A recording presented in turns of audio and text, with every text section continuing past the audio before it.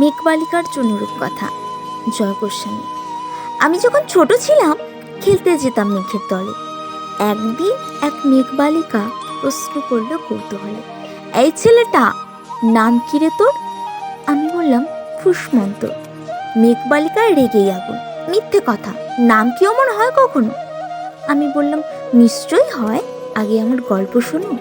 সে বলল শুনবো না, যা, সেই তো রানী সেই তো রাজা, সেই তো একই ঢাল তলোয়ার, সেই তো একই রাজার কুমার পক্ষী রাজা, শুনবো না আর, ওসব বাজে। আমি বললাম তোমার জন্য নতুন করে লিখবো তবে। সে বলল সত্যি লিখবি?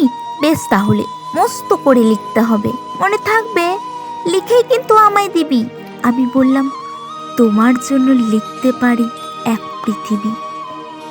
লিখতে লিখতে লেখা যখন সবে মাত্র 2-4 পাতা, হঠাৎ তখন ভূত চাপলো আমার মাথায়। খুঁজতে খুঁজতে চলে গেলাম ছেলেবেলার মেঘের মাঠে।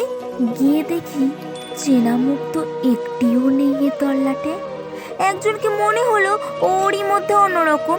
এগিয়ে গিয়েই বলি তাকে, তুমি কি সেই মেঘবালিকা? তুমি কি সেই? সে বলল মনে তো নেই, আমার ওসব মনে তো নেই। আমি বললাম তুমি আমায় লেখার কথা বলেছিলে। সে বলল সঙ্গে আছে, ভাসিয়ে দাও গায়ের ঝিলে।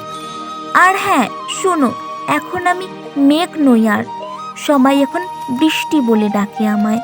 বলেই হঠাৎ এক পশলায় চুল থেকে নখ আমায় পুরো ভিজিয়ে দিয়ে অন্য অন্য বৃষ্টি বাদল সঙ্গে নিয়ে মিলিয়ে গেল খরস্রোতায়, মিলিয়ে গেল দূরে কোথায়, দূরে দূরে।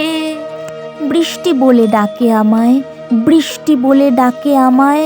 আপন মনে বলতে বলতে আমি কেবল বসে রইলাম ভিজে একসা কাপড় জামায় গাছের তলায় বসে রইলাম।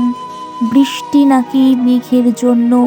এমন সময় অন্য একটি বৃষ্টি আমায় চিনতে পেরে বলল, তাতে মন খারাপের কি হয়েছে, যাও ফিরে যাও, লেখো আবার। এখন পুরো বর্ষা চলছে, আমরা এখন সবাই নানান দেশে ভীষণ ব্যস্ত, তুমিও যাও, মন দাও গে তোমার কাজে। বর্ষা থেকে ফিরে আমরা নিজেই যাব তোমার কাছে। এক পৃথিবী লিখবো আমি, এক পৃথিবী লিখবো বলে ঘর ছেড়ে সেই বেরিয়ে গেলাম, ঘর ছেড়ে সেই ঘর পাতলাম গহন বনে, সঙ্গী শুধু কাগজ কলম। একাই থাকবো, একাই দুটো ফুটিয়ে খাবো, 2-1 মুঠো ধুলি বালি যখন যারা আসবে মনে তাদের লিখবো, লিখেই যাব। এক পৃথিবী 100 রকম স্বপ্ন দেখার সাধ্য থাকবে যে রূপকথার, সে রূপকথা আমার একার। ঘাড় গুজে দিন লিখতে লিখতে, ঘাড় গুজে রাত লিখতে লিখতে, মুছেছে দিন মুছেছে রাত। যখন আমার লেখার হাত অসাড় হলো, মনে পড়ল সাল কি তারিখ, বছর কি মাস, সেসব হিসেব আর ধরিনি। লেখার দিকে তাকিয়ে দেখি এক পৃথিবী লিখবো বলে একটা খাতাও শেষ করিনি। সঙ্গে সঙ্গে ঝমঝমিয়ে বৃষ্টি এলো খাতার উপর, আজীবনের লেখার উপর। বৃষ্টি এলো এই অরণ্যে, বাইরে তখন গাছের নিচে নাচছে ময়ূর আনন্দিত।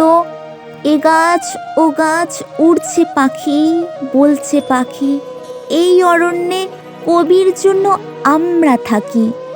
বলছে ওরা কবির জন্য আমরা কোথাও, আমরা কোথাও, আমরা কোথাও হার মানিনি।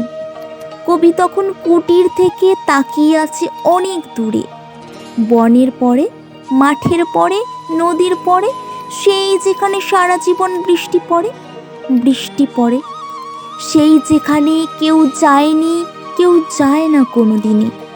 আজ সে কবি দেখতে পাচ্ছে সেই দেশে সেই ঝর্ণা তলায় এদিক ওদিক ছুটে বেড়ায় সোনায় মোড়া মেঘ হরিণী, কিশোর বেলার সেই হরিণী। ধন্যবাদ।